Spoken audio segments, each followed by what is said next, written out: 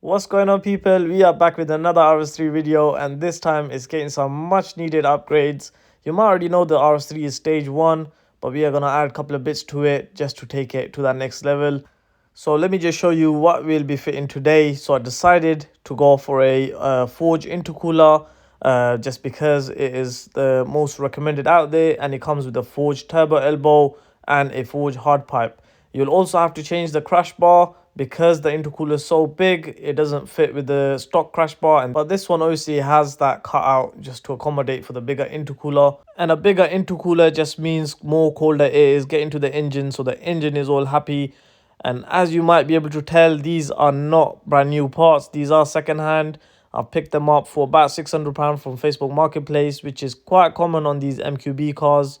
So a lot of people will take the cars back to stock and sell off the aftermarket parts like someone has done with these. And that just gives you a chance to make some big savings. For example, if I bought these all brand new, I would have paid about £2,000. So I saved almost £1,400, which you can spend on other things such as mapping or any other upgrades that you would want to add to a car. Alright guys, time to take the bumper off and then we can do the intercooler. Once the intercooler is on, we'll tackle the hard pipe and the turbo elbow. I also have a little small modification for the wheels as well. Alright, the car's in the air, so let's start taking this bumper off now. I'm gonna have to take the wheels off anyways later on, so I'm just gonna start off with that. The front wheels are off. Now we're gonna take off this fender screws, the mudguard screws from the back.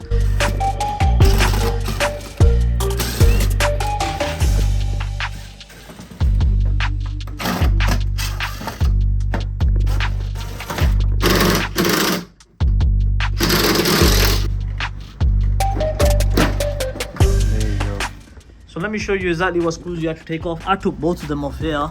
There was two, but I don't think I should take both of them off. As you can see, there's only one hole on the actual bumper, and then there's one screw right over here which you have to sort of create an extension and shoot right in. Next, we will be taking off the washer fluid. We're going to be disconnecting the sensors, and then we can take the bumper away from the car and then deal with the intercooler itself. That's the bumper completely off. For the washer fluid, I obviously put a bucket underneath, but also vice gripped it so none of it leaks out. You just have to literally disconnect this connector over here, and then you should be able to take it off. Looking beautiful. You have to be really careful that you don't scratch none of the wing, any of that out once it comes out, or the headlights when you take a bumper off on any car. Other than that, it's really straightforward. There's probably tons of videos on YouTube already of A3s, S3s taking bumpers off, or plenty of these Audi cars. They're all pretty much the exact same. So this is the intercooler itself, the stock one. The other one's right there. We're gonna do a comparison once we take this off properly. But I mean, don't get me wrong, it's not a bad intercooler, but for this engine, DNWA, especially because of the OPF restrictions, this engine does get hot quite quick and then starts restricting power. The ECUs are very smart on these. The Dazzers tend to not have as many problems as the DNWAs, mainly because they don't have that OPF restriction in place. But at stage 1, these you do tend to see a bit of heat soak on these. Upgrading the intercooler should help with that, and we'll see at the end of the video how much of a difference it really made. So let's crack on. I think I also mentioned at the start of the video that we have to take the crash bar off, because of course we're going to be replacing it. A lot of the cars you have to take the headlights off for that. For example, on the GTIs, the normal A3s, the preface A3s, etc. But I think looking at this one, we might be able to get away without taking off the headlights. I don't really want to mess with the lining next to the wings and all of that. So let's see what we can do. I'm hopeful at the moment, but we'll keep you updated.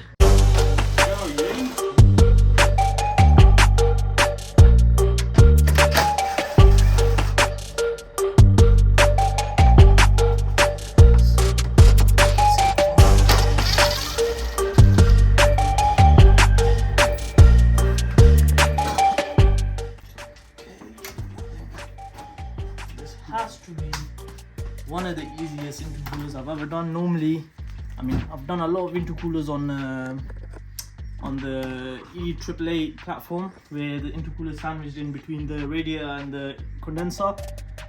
Whereas on this one is right at the front is a true front mount intercooler, which makes it a lot easier.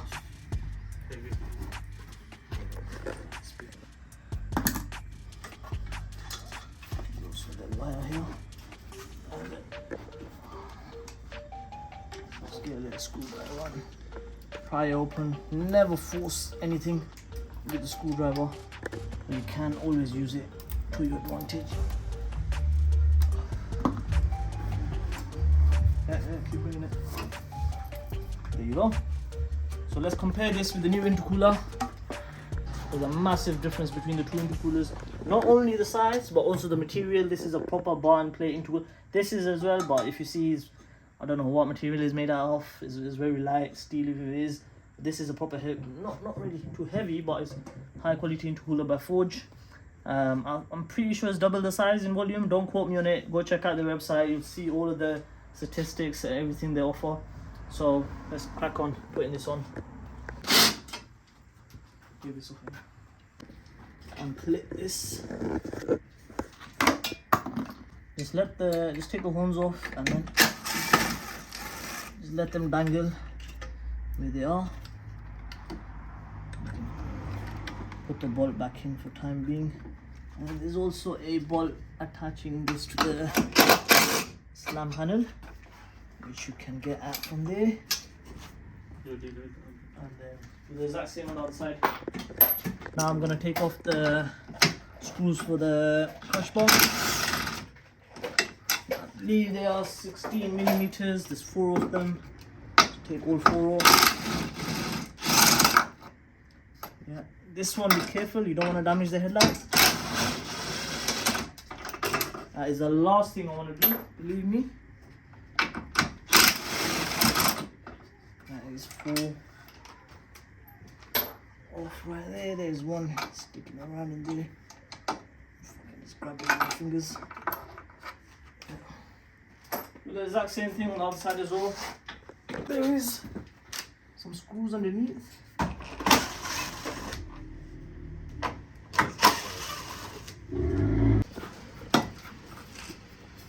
You just need to sort of work your way out.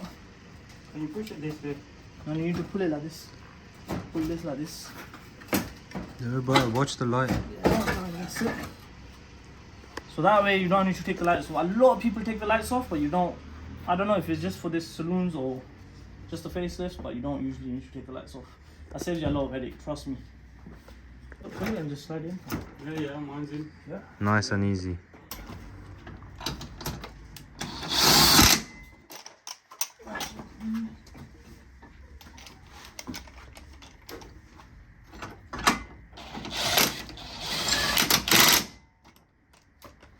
That's good.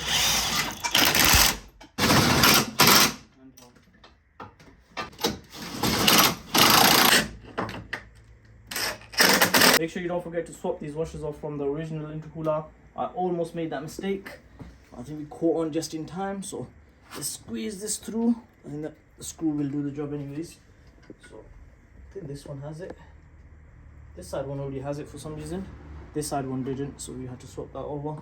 And then now you can put the light back on. I think loosen it a bit. You put it back in. Yeah.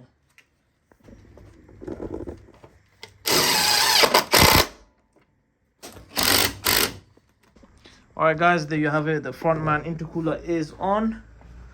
Next we're gonna tackle the hard pipes from the top and also the turbo elbow that is underneath. That is also from Forge, like I showed you at the start of the video. I didn't tighten this up because I think I need to take that off anyways to do the turbo elbow. So let's do that now. He's at the back of the engine and a lot of the bits we need to do from underneath. It might be quite hard to show you, but we'll keep you updated anyways. So keep on watching. Alright, looking at this, I think I need to take off a couple of bits here. So there's a T30.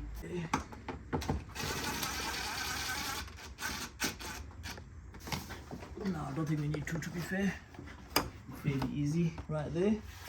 And there's a T20, maybe T30.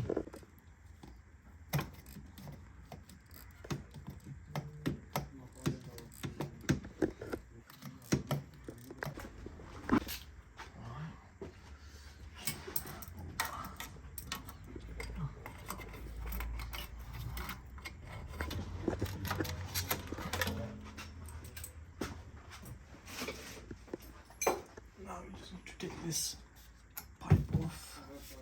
Alright guys, look, just a quick comparison. This is the original hard pipe, this is the aftermarket forged hard pipe. Massive difference, as you can already see. I mean, you already know this is going to be pulling some serious air through to build that boost. So let's put this on. Actually, let's not put this on yet. Let's change the turbo elbow and then we put this on. Right. Yeah, crack it open. The rest of it should be a piece of cake. This is the second screw that you have to take off for this to come off. I'm just gonna take this off as well.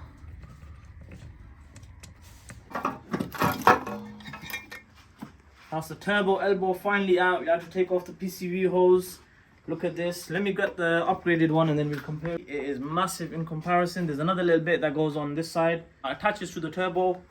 But anyways, look at that. That is going to be a lot of air that the engine is going to be getting. A lot of boost that is going to be building compared to the stock one. We'll see anyways. I don't know. Alright, the turbo elbow's in. Now we're just putting the hard pipe on, which is the hard bit. It's not the hardest bit of this whole job. I think taking the boost pipe off was, you have to yank it quite good. Put a little pick in and all of that, but I don't know, there's probably a few YouTube videos you can watch on YouTube other than this one. But yeah, let's put the hard pipe on, let's clamp it all down, let's connect up everything over here, then we go underneath, put the boost pipe back on, put the under trays, put the bumpers, everything back on, and then we're good to go. Alright guys, the hard pipe, the turbo elbow, everything is back on. We've connected everything else up, screwed everything down. It should all be solid now. The coil plugs have been plugged in. The bracket on the top is all there as well. Underneath, we've connected the boost pipe. We've tightened it all up. Intercooler's still in place. So I think the only thing left to do is to put the bumper back on. And before we put the wheels on, I'm going to chuck some 10mm spacers all around. I'll show you that as well quickly. So before we put the bumper on, there's a couple of trim pieces we have to remove. A lot of people remove this whole big piece, but you can actually split it into two pieces and you can put the top piece back on. That just makes the bumper a little bit stronger, especially the grille, and it also gives you those sliders to slide into the slam panel so everything lines up perfectly. A lot of people don't do this because they don't realize you can actually split those two pieces up, but we've done it here. So let's put the bumper on.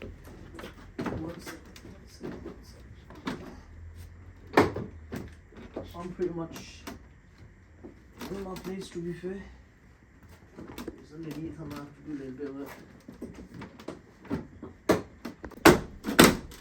Are you in as well? I'm in as well.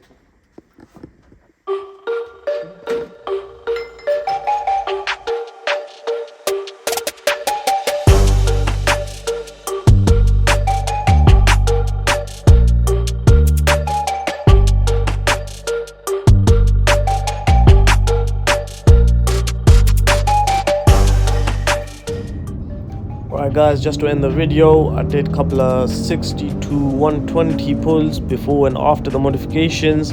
I don't have a draggy, so I just used the video to time it, so it's probably not accurate, but I'm sure it gives us an idea. And I did do multiple runs where I got similar results for before and after, but again I would take these numbers with a grain of salt.